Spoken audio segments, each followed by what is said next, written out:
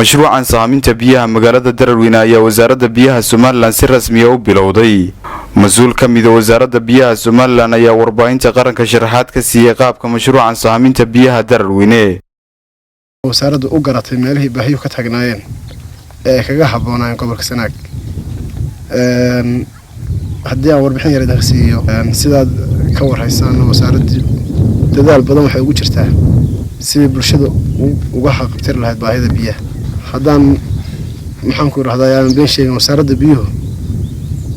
waxaan u maleynayaa sanadkan in dhaafay 2014 aad buu ugu sujansatay gobolka sidoo kale 2015 kana goobo badan baa inuu ku jira aad baan ugu mahadcelinayaa wasiirka iyo agaasimaha iyo dhammaan shaqaalaha wasaaradda. mas'uuliyiinta degmada dararweyne ayaa mahad iyo ammaan ballaaran u soo jeediyay xukuumadda Somaliland sida xilkasnimadu ay ku dheehan tahay ay isaga xil saareen gudagalka talaabada looga gudbi doono biyo la'aanta iyo haraadka baasan ee faraha baan ku haya dadka iyo xoolaha deegaankaasi. waxaan ku mahadinaynaa aad iyo aad ugu mahadnaqaynaa wasaaradda biyaha wasiirka hawlwadeenada kale agaasimaha guud injineerada maanta halkan la joogay oo baaray biyaha in qoladan waxaan ugu mahadnaqaynaa saalkan dheer ay noogu yimaadeen iyo sarfeynkan biyaha ay noo sameynayaan idina badina saxaafadda waxaan idinku mahadnaqaynaa imaantii ka noo timaadeen ee nagala qayb galaysan maanta assessment-kan ama waxaan leeyahay sarfeynkan aanu sameynayno wasaaradda biyaha ay hormuudka ka tahay runtii sanad kasta waxaanu galaa biyo dhaamis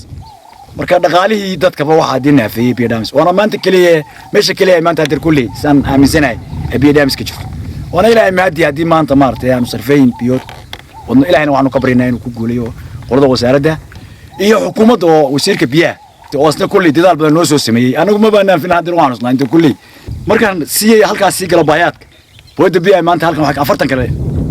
برميلو عمرة يا قولي أفرتن طور كنت تتكسر دي هالك أنت الناس كوا بيحين كرا geesta kale intii aanu ku jirnay howlgalkaasi shaqo ayaanu isku daynay sidii aanu wax badan uga ogaan lahayn nolosha deegaankaasi iyo sidoo kale sida ay haatan tahay.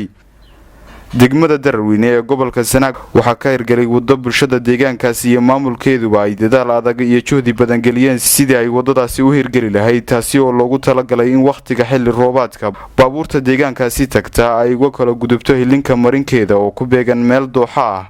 oo markaasi ku taala afaafka hore ee magaaladaasi laga soo galo si ay u fududeyso isu socodka deegaanada kale iyo sidoo kale gudagalka magaaladaasi. dhinaca kale deegaankan oo ah deegaan ay ku nool yihiin bulsho xoolo dhaqato ah oo aad u badan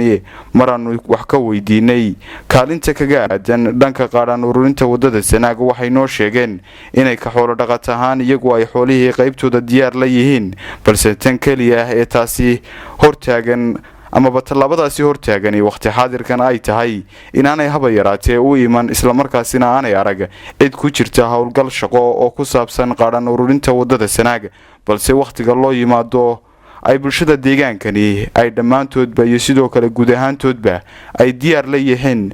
qaadaan bixinta dhanka xoolaha ee wadadaasi Sanaag. sidoo kale maraanu tagnay magaalada Kulaal ee bariga gobolka Sanaag waxaanu halkaasi kula kulanay qaar ka mid ah bulshada iyo mas'uuliyiinta deegaankaasi iyadoo safarkan inagu wehelinayay maayarka degmada Dararweyne oo deegaankaasi Kulaal iyo kuwa la mid ahba ay isu dab qaadaan isla markaasina ay daris dhow yihiin. degmadana diin warbixinta ay hesho waa aad iyo aad baan ugu rajo weynahay idina waa noo timaadeen aad iyo aad baa u fiicantihiin oo saaga weyn soo dhaweynayna xaggana waa tagteen baan filayaa Arbogeyso inagu dawaateen habeenkii dhaweyso amaashii Arbogeyso inuu joogo si fiican bay loo soo ballamay guurtida xaggu joogtay adigoo iyo maayarkii markaas kulateen sida ay wada shaqeyn fiican baa loo baahan yahay awaldi waxna la lahaa xagga galbeedka hay'adaha ka imanayo ceelasha la dayactiraya Dararweyne la qodaya Kulaal baa la dayactiraya Arbogeyso wasiirka biyaha soo baxay macdanta biyaha waxaas damaantii hawshu ahay